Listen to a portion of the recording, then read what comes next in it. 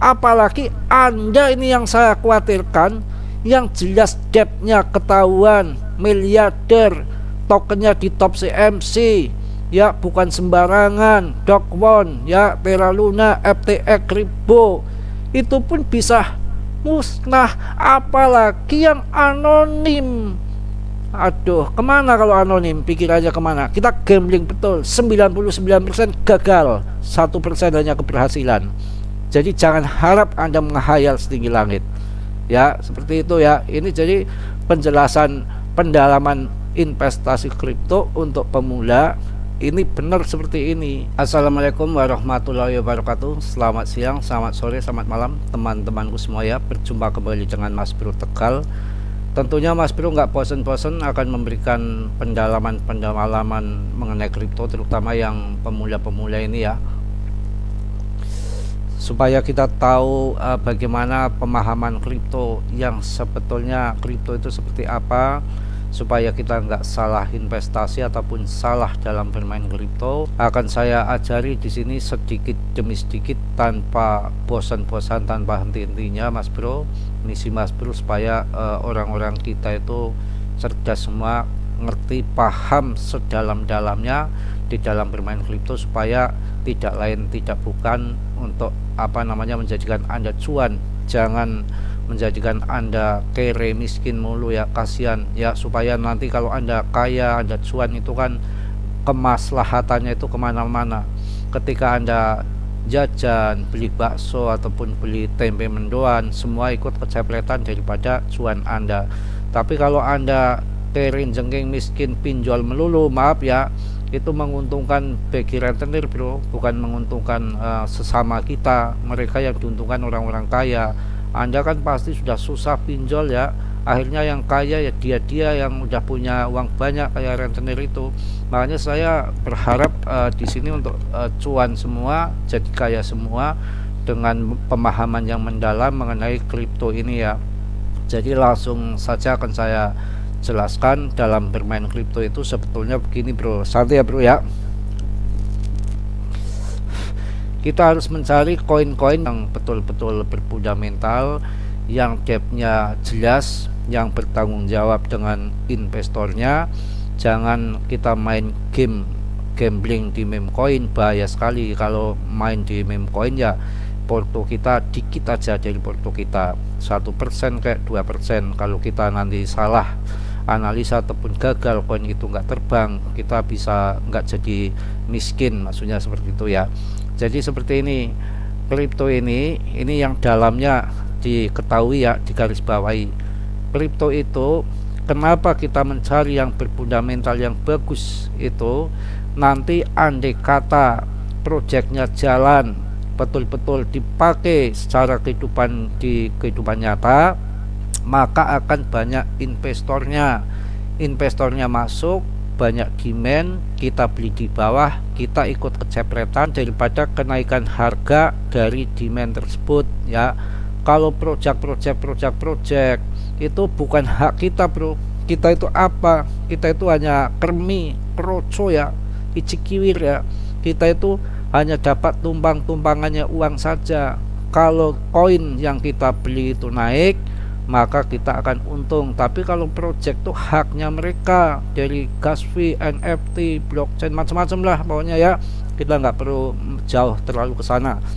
Kita berpikirnya kalau koin yang berfundamental, banyak investornya, projectnya jalan, terkenal, depthnya dipercaya, kita beli di bawah, barang naik karena demand, kita TP kecepletan daripada orang mereka yang pada investor di koin itu ya.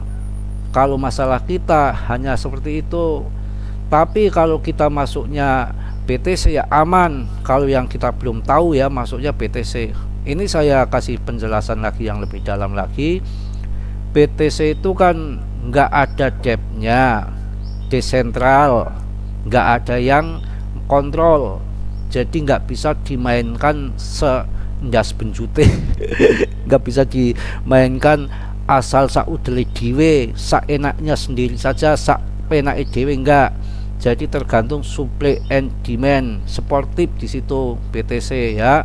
kita ambil di bawah, nanti kita jual di atas. Itu desentral. Nah, kalau kita masuk di altcoin, apalagi ke meme coin, bahaya sekali, karena dia ada yang kendalikan, ada yang pegang. Salah sedikit aja ataupun nggak bener depnya, ataupun alasannya dihack, dimaling, padahal dia sendiri kita nggak ngerti, mana kita tahu ya. Itu sangat berbahaya karena ada yang pegang, ada yang kontrol, ada yang depnya. Ada yang kontrol, ada yang pegang, ada depnya. Itu sangat berbahaya, apalagi yang depnya anonim. Coba kita pikir ya, sekelas barang yang fundamental saja dengan depth yang jelas sudah top CMC lagi. Ketika kita salah investasi kemudian masuk di depthnya yang nggak benar, itu sangat berisiko dan bahaya bagi kita. Kalau sekarang depthnya benar, namanya orang ke depan itu kan bisa berubah-ubah pikiran. Yang tadinya nggak mau maling kemudian terjepit hutang dan sebagainya, tiba-tiba maling dia sendiri, itu kan bisa saja. Makanya yang aman itu hanya ada di BTC saat ini, ada di BNB, kemudian ada di ETH. Akan tetapi yang nomor satu keamanan yang terjamin ada di BTC. ETH ada yang kontrol, Vitalik ya, BNB ada yang kontrol, GC Binance.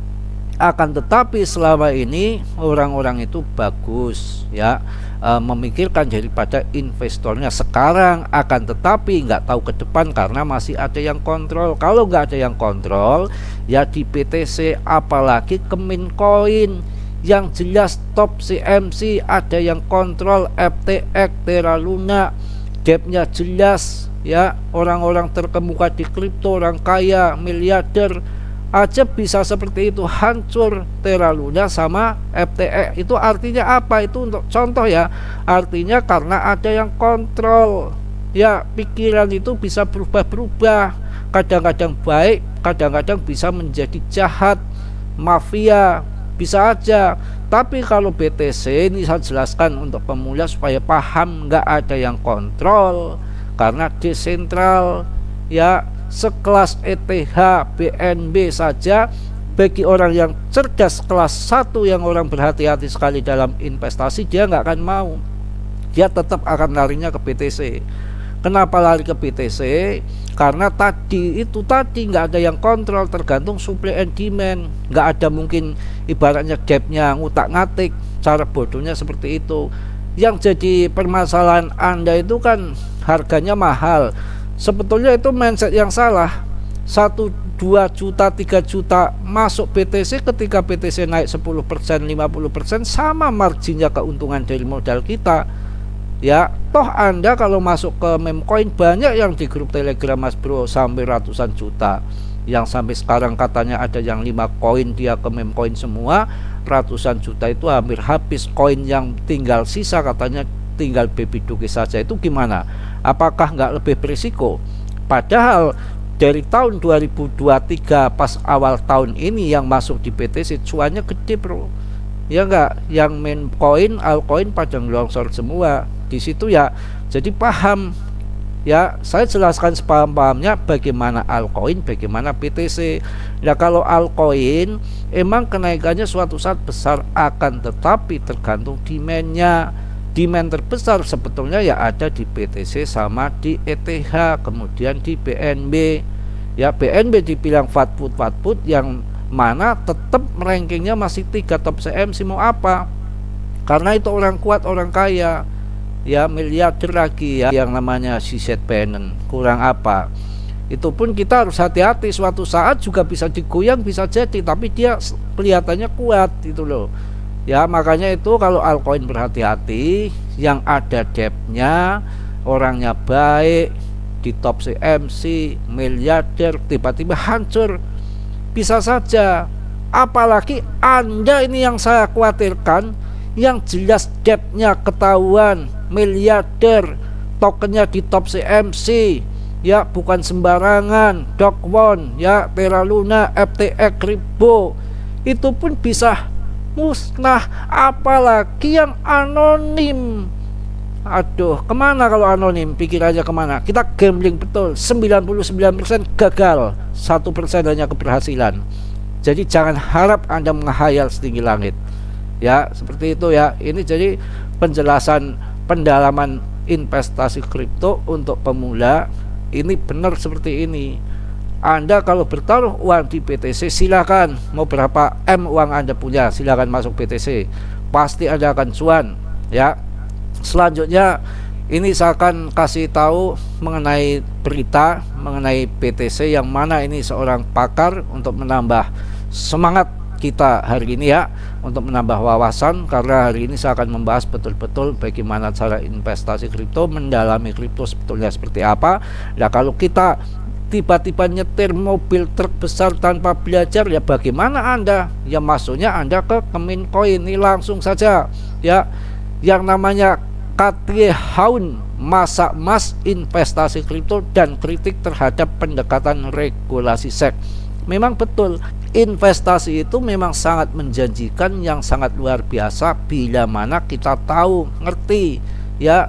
Kita pilih koin yang berfundamental, alasannya kalau nanti banyak investor yang masuk, banyak demand, banyak uang yang masuk karena proyeknya gila-gilaan, mungkin kerjasama investor sama debtnya, mungkin pembagian hasil gimana, kerjasamanya gimana, kita nggak perlu tahu. Nah itu kan banyak yang masuk demand, kita ikut kecepretan dari situ ya. Ini Katie Haun, seorang venture kapitalis yang terkenal dan pendiri Haun Ventures, telah menunjukkan optimis yang kuat terhadap masa depan kripto meskipun tantangan yang dihadapi oleh industri kripto. Jadi semua seorang orang besar itu sekarang posisinya merapat untuk ke BTC, yang mana memang ke depan akan melonjak besar ya, yang akan ada ETF support, yang mana kelas BlackRock itu kan soalnya kan properti, perbankan, sebetulnya bukan kripto, tapi karena ada peluang di kripto dan usaha yang dia jalankan sekarang lagi kendor melorot, maka pada melirik ke kripto semua, paham ya. Dengan latar belakang hukum yang kuat dan pengalaman dalam industri kripto, Haun memberikan pandangan unik tentang peluang dan hambatan di sektor ini ya. Optimis, ini betul-betul optimis yang namanya Katie Haun terhadap masa depan kripto bro. Kemungkinan ya akan terbang yang luar biasa ke depan itu, tapi kita harus hati-hati memilih dalam koin-koin yang betul-betul fundamentalnya bagus ya. Jangan nanggung-nanggung BTC ya. Meskipun industri kripto mengalami krisis, Haun tetap optimis tentang masa depannya. Menurutnya saat ini adalah waktu yang tepat untuk berinvestasi di ruang kripto meskipun pasar sedang turun. Ini saatnya bro, pada masuk orang-orang besar itu ya. Jangan main-main, yang namanya ini Katie Haun ini bukan orang sembarangan di dalam dunia kripto. Ini aja mengisyaratkan kita untuk masuk kripto bro. Haun menekankan bahwa ada kesalahpahaman tentang Haun Ventures meskipun telah mengumpulkan dana sebesar 1,5 miliar US dollar. Mereka memiliki dua dana yang strategi yang berbeda bro ya, paham ya. Haun juga mengungkapkan bahwa Haun Ventures baru-baru ini menutup dua kesepakatan dengan dua merek ikonik di kripto yang sedang berkembang pesat, meskipun dia tidak menyebutkan nama perusahaan tersebut. Jadi investasi kripto itu bagi mereka orang-orang besar, debtnya juga sama perusahaan-perusahaan bro.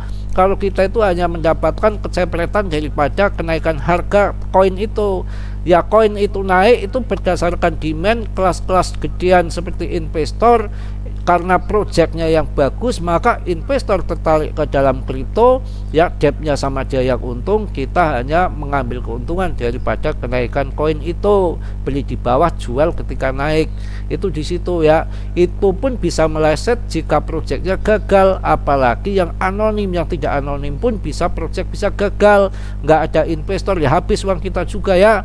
Haun memiliki pandangan kuat tentang keputusan yang dibuat oleh SEC. Menurutnya hukum dan regulasi di negara ini ditentukan oleh pengadilan dan kongres, bukan oleh lembaga independen.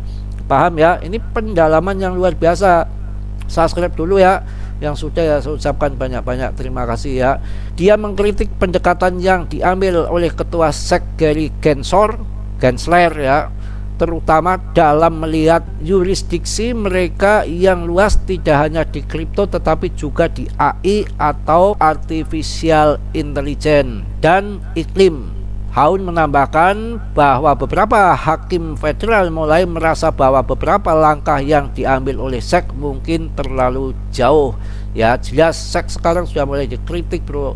Tenang ya, nyaman ya di BTC ya, yang tanpa kontrol desentral itu betul ya. ETH BNB aja masih ada yang kontrol, tapi masih mending kita tahu Vitalik sama GZ Binance ya. Kalau meme coin anonim ya, kita kalau sangkut melorot ke bawah, salah kita sendiri tanpa mendalami mempelajari sebetulnya kripto itu seperti ini. Saya rasa ini sudah gamblang, sudah cukup untuk pemula ya. Mudah-mudahan pada sehat selalu, sabar, tambah pinter, tambah pandai, tambah bijak dalam investasi kripto. Jadi Anda terang benderang, nggak sembarangan Anda nabrak di jurang, jurang turun ya, bukan sembarangan nabrak di dinding batu yang hitam ya, Anda benjut, bonyok ya, jatuh miskin, kere, sangkut di meme coin ya. Saya rasa cukup, mohon maaf yang sebesar-besarnya Mas Bro, banyak salah, banyak dosa itu pasti karena Mas Bro manusia biasa ya, nggak sempurna.